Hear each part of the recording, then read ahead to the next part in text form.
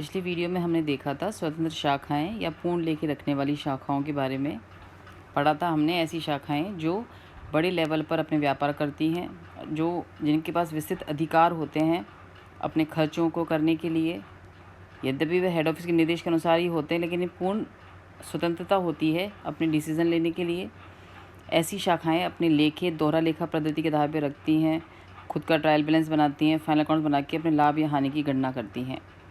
ऐसी शाखाओं की सूचनाओं का जब हेड ऑफिस की पुस्तकों के साथ समामेलन किया जाता है, इनकॉर्पोरेशन किया जाता है, तो उस इनकॉर्पोरेशन के लिए हम 3 विधियां अपनाते हैं। जिसमें पहली विधि थी हमारी शाखा के तलपट की प्रत्येक मद का पृथक पृथक खाता खोलकर समामेलन, जो हमने पिछले वीडियो में देखा था।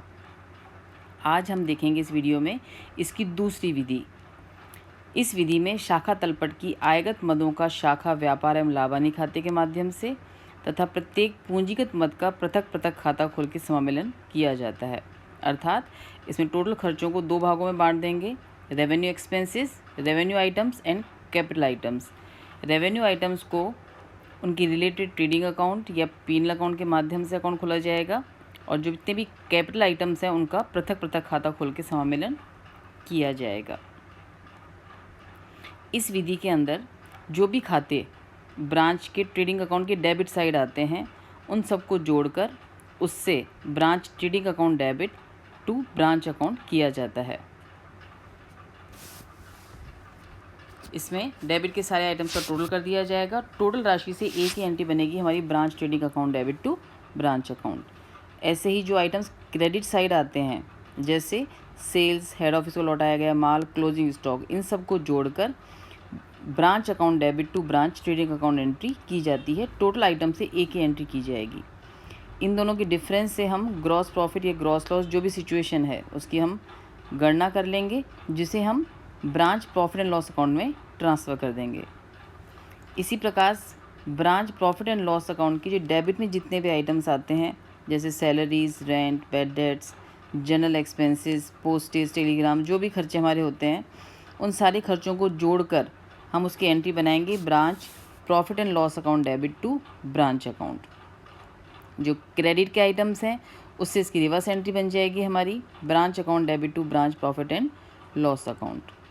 इनका जो डिफरेंस है वो हमारा नेट प्रॉफिट या नेट लॉस शो करेगा, जिसे हम जनरल पीएनएल में यानी पीएनएल में ट्रांसफ़र कर देंगे। जिसकी एंट्री दिल्ला प्रॉफिट है तो हमारी एंट्री बन जाएगी branch PNL account debit to PNL account.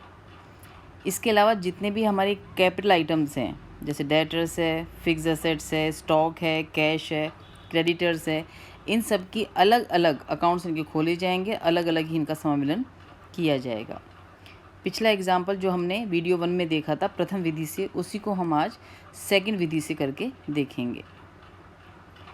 उस एग्जाम्पल में हमें सूचना दे रखी थी डेबिट के अंदर, तब इसमें सारे खर्चों को पहले हम 2 भागों में बांट लेंगे, जो हमारे रेवेन्यू एक्सपेंसेस हैं, जो हमारे कैपिटल एक्सपेंसेस है। रेवेन्यू एक्सपेंसेस में भी जो आइटम्स ट्रेडिंग से संबंधित हैं वो ट्रेडिंग से एंट्री करेंगे, जो प्रॉफिट एंड लॉस अकाउंट से संबंधित हैं वो प्रॉफिट लॉस से एंट्री होगी, और जो कैपिटल एक्सपेंसेस है वो अपने खुद के नाम से अकाउंट खोले जाएंगे। तो जैसे हम देखें यहाँ पर, तो फर्स्ट हमारा ओपनिंग स्टॉक ट्रेडिंग अकाउंट के डेबिट में आता है, परचेज भी हमारा ट्रेडिंग अकाउंट के डेबिट में आता है, गुड्स फ्रॉम हेड ऑफिस भी हमारे ट्रेडिंग के डेबिट में आता है, एंड वेजेस एंड सैलरीज भी हमारे ट्रेडिंग के डेबिट में आता है। तो 5 आइटम हमारे डेबिट में आते हैं यहाँ पर, जिससे हमारी एंट्री बन जाएगी ब्रांच, जिससे हमारी एंट्री बन जाएगी branch trading account debit to Ajmer branch, Ajmer branch account. और ये एंट्री बनेगी हमारी टोटल अमाउंट से। टोटल अमाउंट में हमारे कौन कौन से आइटम्स आ जाएंगे, एक हमारा आ जाएगा ओपनिंग स्टॉक, एक आ जाएगा हमारा purchase, goods from head office, जो भी आइटम्स हमारे ट्रेडिंग के डेबिट में आते हैं उन सबको जोड़कर head office and wages and salaries.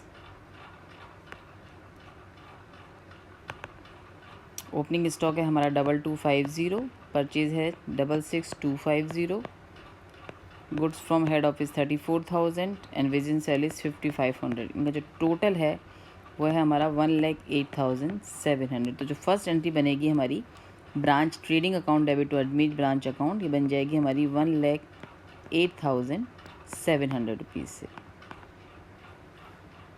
Second entry हम बनाएंगे इसी डेट पर क्रेडिट के आइटम्स में। क्रेडिट में आइटम्स में थे हमारे sales, goods return and closing stock, जिसकी एंट्री बन जाएगी हमारी Ajmer branch account debit to branch trading account, branch trading account. इसमें आइटम समझ आ जाएंगे हमारे goods return to head office, जो क्रेडिट आइटम है हमारा, क्लोजिंग स्टॉक, ये भी हमारे क्रेडिट का आइटम है, एंड सेल्स। यहाँ पे गुड्स रिटर्न थी हमारी 2250 की, क्लोजिंग स्टॉक 5200 एंड सेल्स थी हमारी 1,12,750। टोटल आइटम था हमारा 1,20,200। इस टोटल फिगर से हमारी एक ही एंट्री बनेगी Ajmer branch account debit to branch trading account 1,20,200। इनका जो डिफरेंस है हमारा डेबिट का, जैसे क्रेडिट आइटम है 1,20,200, डेबिट का आइटम है 1,08,700। इनका जो डिफरेंस है वो हमारा हो जाएगा ग्रॉस प्रॉफिट। ग्रॉस प्रॉफिट को हम ट्रांसफ़र कर देंगे branch profit and loss account में, तो हमारी एंट्री बन जाएगी branch trading account debit to branch profit and loss account. ये हमारी ग्रॉस प्रॉफिट ट्रांसफ़र करने की एंट्री बन जाएगी। ग्रॉस प्रॉफिट है हमारा 11,500। तो ये फर्स्ट 3 एंट्रीज बनेगी ऐसे आइटम्स जो हमारे ट्रेडिंग से संबंधित हैं। इसके बाद जो हमारे revenue expenses profit and loss account से संबंधित है उनकी टोटल एंट्री, पहले डेबिट की जो भी आइटम्स हैं उसे एंट्री बन जाएगी हमारी branch profit and loss account debit to Ajmer branch account. इसमें आ जाएंगे हमारे item bad debts, general expenses and rent and rates. Bad debts हैं हमारे 750 के, general expenses 4000, rent and rates 500, total 5250। तो ये एंट्री बन जाएगी हमारी 5,250 रुपीज़ से। इसके बाद क्रेडिट के आइटम की कोई सूचना क्वेश्चन में थी नहीं, तो ग्रॉस प्रॉफिट था हमारा 11,200, उसमें एक्सपेंसेस हैं 5250, तो डिफरेंस हमारा हो जाएगा नेट प्रॉफिट, जिसे हमें ट्रांसफ़र कर देंगे P&L अकाउंट में। तो एंट्री बन जाएगी हमारी branch profit and loss account debit to profit and loss account. ये आ जाएगा हमारा 11,500 माइनस 5250 मीन्स 6,250 रुपीज़। तो ये पहली हमारी 5 एंट्री, 3 एंट्री जो हमारी ट्रेडिंग आइटम से संबंधित है और 2 एंट्री जो हमारी प्रॉफिट एंड लॉस अकाउंट से संबंधित है। अब जितने भी हमारे कैपिटल एक्सपेंसेस हैं उन सब की हम पर्सनल अकाउंट करेंगे। तो यहाँ पे कैपिटल आइटम्स थे हमारे cash in hand, सन्डी debtors, furniture, 3 items हमारे डेबिट में हैं और क्रेडिटर्स हमारा क्रेडिट में। हेड ऑफिस अकाउंट की कोई भी एंट्री नहीं की जाती, क्योंकि हेड ऑफिस अकाउंट ब्रांच की पुस्तकों में हेड ऑफिस का बैलेंस होता है, हेड ऑफिस की पुस्तकों में ब्रांच का खाता खुला हुआ होता है, दोनों की वैल्यू आपस में टैली हो जाती हैं और कैंसिल हो जाती हैं। तो हेड ऑफिस अकाउंट की अमाउंट से कोई भी एंट्री नहीं की जाएगी। तो हमें अकाउंट खोलना है 3 असेट्स का और 1 लायबिलिटी का। तो असेट्स आ जाएगा हमारा branch cash account debit, branch debtors account debit, branch furniture and fixtures account debit, और एक हमारा क्लोजिंग स्टॉक जो भी हमारे असेट्स में आता है, closing stock account debit to Ajmer branch account. इसमें कैश है हमारा 6250, डेटर्स हैं हमारे 12,000, furniture 1900 and closing stock 5200, total 25,350 rupees. तो ये हमने अलग अलग अकाउंट रेज़ किए हैं असेट्स के।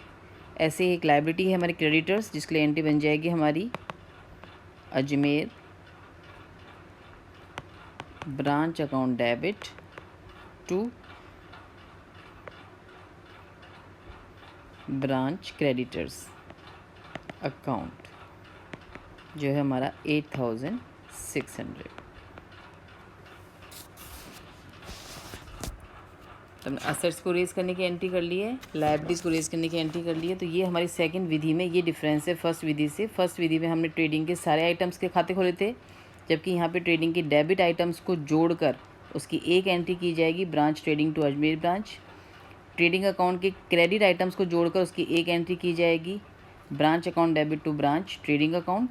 इनका डिफरेंस हमारा ग्रॉस प्रॉफिट या ग्रॉस लॉस शो करेगा, जिसको हम ट्रांसफ़र कर देंगे ब्रांच P&L अकाउंट में।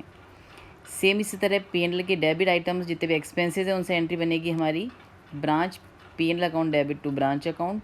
और यदि क्वेश्चन में इनकम की इन्फॉर्मेशन है तो एंट्री बन जाएगी हमारी branch account debit to branch P&L account. इनका डिफरेंस हमारा नेट प्रॉफिट या नेट लॉस शो करेगा, जिसको हम ट्रांसफ़र कर देंगे प्रॉफिट एंड लॉस अकाउंट में। जितनी भी हमारी असेट्स और लायबिलिटीज़ हैं, जितने हमारे कैपिटल आइटम्स हैं, उन सब की अपन रेज़ करने की एंट्री करेंगे। तो असेट्स से एंट्री बन जाएगी हमारी sundry assets account debit to branch account, और लायबिलिटीज़ की एंट्री बन जाएगी हमारी branch account debit to branch liabilities account. अब इन सब एंट्री से हमें इसका ब्रांच अकाउंट और फाइनल अकाउंट्स बनाने हैं। वो आपको खुद को बना के देखने हैं, कोई डाउट्स यदि है तो मुझसे पूछना है, अदरवाइज़ खुद को ट्राई करने हैं कि इसमें ब्रांच अकाउंट हमारा कैसे बनेगा और ट्रेडिंग अकाउंट हमारा कैसे बनेगा। आज के लिए इतना ही।